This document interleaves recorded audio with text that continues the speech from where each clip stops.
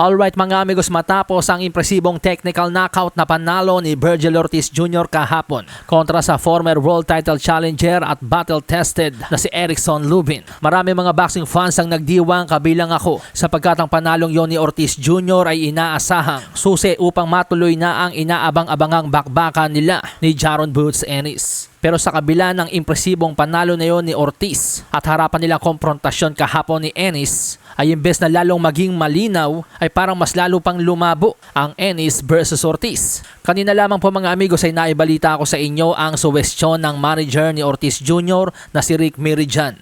Hanya sa kanyang palagay mas magandang laban daw po ang Vergil Ortiz Jr. versus Errol The Truth Spence sa Cowboy Stadium. Biggest all-Texas matchup in history daw kasi ito mga amigos. Bago pa yan, umamin din si Ortiz Jr. na ang kanyang dream match ay si Errol Spence. Matagal na raw po niyang pinapangarap makakalaban itong si Spence. Aniya kung siya lang daw po ang masusunod, si Spence talaga ang kanyang pipiliin. Wala na siyang pakisasasabihin ng iba. If I had to pick, I'm gonna be honest, it would be Spence because that's my dream fight. I've been calling it since AT&T. AT&T. There you go at the Cowboy Stadium, and I just think that's my dream fight. I don't care what anyone says about it. So yan po yung unang dalawang balakid sa Jaron Ennis versus Vergil Ortiz fight. Mas gusto ni Ortiz at ng kanyang manager na si Rick Mirijan ang laban kay Errol Spence kesa sa laban kay Jaron Boots Ennis. At ang ikatlong balaki dyan mga amigos ay ang pahayag ni Golden Boy Promotion CEO Oscar De La Hoya.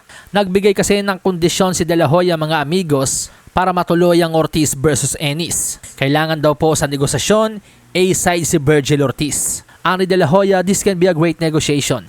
When I say it has to be favorable to Vergil, that's the obvious case. Look at what he did and look at what he is. Vergil is the man. Having this fight in Las Vegas can be huge, but Ortiz has to be the favorite here when it comes to negotiations. As long as they're favorable, will make the fight happen. So ibig sabihin po mga amigos, itutuloy lamang po ni Oscar De La Hoya ang sagupaang Ortiz versus Ennis kung mas may control sila sa laban. Mas pabor ang mga kondisyon sa kanyang bata.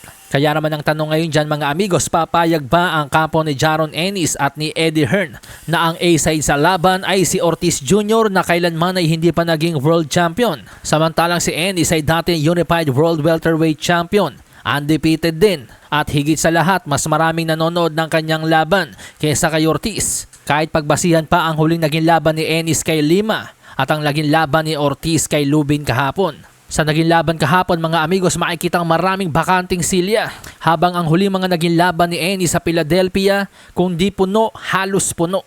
At dinadaluhan pa ng mga celebrity. Kaya para sabihin ni De La Hoya na dapat A-side si Ortiz Jr., mukhang magiging malaking hadlang yan sa negosasyon. Pero panalangin na lang po natin na maplansya ni Eddie Hearn at ni De La Hoya yung gusot na yan. Malasahin ang baraha, patunayan